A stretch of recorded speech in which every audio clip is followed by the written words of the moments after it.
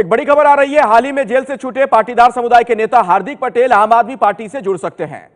सूत्रों के मुताबिक उनकी केजरीवाल और हार्दिक एक साथ आ सकते हैं। गुजरात में अगले साल विधानसभा चुनाव है और खास बात यह कि अरविंद केजरीवाल ने कुछ समय पहले ही हार्दिक पटेल का समर्थन भी किया था। और ब्रजेश कुमार सिंह एबीपी न्यूज संवाददाता इस वक्त फोन लाइन पर हमारे साथ जुड़ गए हैं। ब्रजेश, के जुड़ने का क्या मतलब निकाला जाए? क्या अरविंद केजरीवाल की पार्टी में शामिल होंगे हार्दिक पटेल, प्रचार करेंगे या फिर बाहर से समर्थन दे सकते हैं?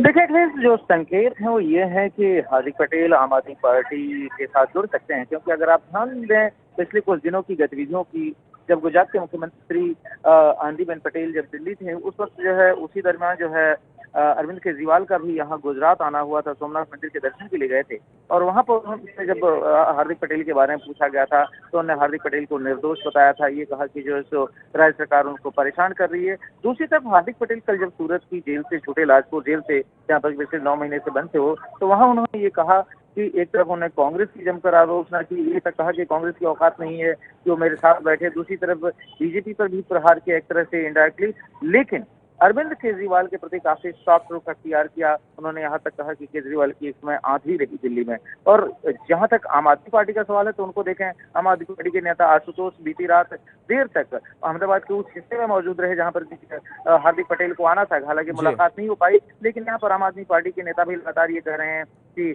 हार्दिक उनके संपर्क में है और ऐसी किसी संभावना से इनकार नहीं किया जा सकता। ब्रजेश, अब ऐसे में सवाल यह है कि इससे क्या हो सकता है, गुजरात की राजनीति पर क्या असर पड़ सकता है, क्या बदलाव हो सकता है? देखिए, बहुत सीधी सी बात है। 2017 में यहाँ विधानसभा चुनाव होने हैं। उसके पहले जब 2012 में चुनाव हुए थे तो उस समय, और गुजरात की राजनीति को अगर आप ध्यान से देखें तो यहाँ पर कांग्रेस और बीजेपी ये दो प्रमुख पार्टियां रही हैं। तीसरी शक्ति का बहुत प्रयोग यहाँ पर सफल नहीं रहा है, चाहे वह शंकर सिंह वाघेला के टाइम में राजपा हो या फिर जब बीजेपी से अलग होकर केशुभाई पटेल ने अपनी सरकार बनाई, अपनी पार्टी बनाई थी, तब का प्रयोग हुआ। ये प्रयोग सफल नहीं हुआ है। ऐसे में अगर आम आदमी पार्टी 2017 के चुनाव में यहाँ पर बड़े पैमाने पर पार्टिसिपेट करती है, जैसा कि वो बार बार संकेत दे रही है, तो हार्दिक का जोड़ना उसके लिए एक साइकोलॉजिकल एडवांटेज जरूर हो सकता है। लेकिन गुजरात की राजनीति में क्या तीसरी शक्ति मजबूत हो पाएगी जो वह सरकार बनाने की स्थिति में हो, यह अभी तक का रिकॉर्ड रहा नहीं है, जिसको बार बार चाहे कांग्रेस हो या बीजेपी हो ये बात कहती रही है। लेकिन इस तौर पर आम आदमी पार्टी के लिए एडवांटेज होगा अगर हार्दिक जुड़ते हैं। चलिए, बहुत बहुत शुक्रिया ब्रजेश कुमार सिंह इस जानकारी के लिए आपका। गुजरात के पाटीदार आंदोलन के नेता हार्दिक पटेल को कल सूरत जेल से रिहा किया गया था। जमानत की शर्तों के मुताबिक हार्दिक पटेल को 6 महीने तक राज्य से बाहर रहना होगा। हार्दिक पटेल ने कहा है कि वो देश भर में फैले पाटीदार समाज के लोगों को एकजुट करेंगे। राजद्रोह के केस में 9 महीने तक जेल में बंद रहने के बाद हार्दिक पटेल जब आज सूरत जेल से बाहर निकले तो उनका जबरदस्त स्वागत हुआ।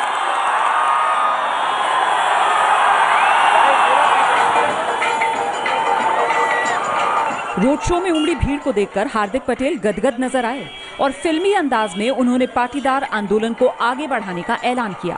आंदोलन किस प्रकार से चलेगा अब आगे जाकर? आंदोलन की कार्य पद्धति हम बदलेंगे, लेकिन तेवर वही रखेंगे। जमानत की शर्तों के मुताबिक जेल से रिहा होने के 48 घंटे के भीतर हार्दिक को गुजरात छोड़ना होगा और उन्हें 6 महीने तक गुजरात में आने की इजाजत नहीं है।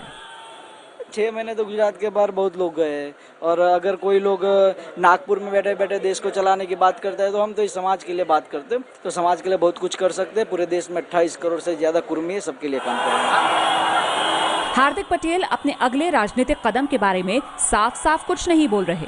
इसी की वजह से अटकलों का बाजार गर्म है। कयास ये भी लगाए जा रहे हैं कि वो यूपी चुनाव में अहम भूमिका निभा सकते हैं।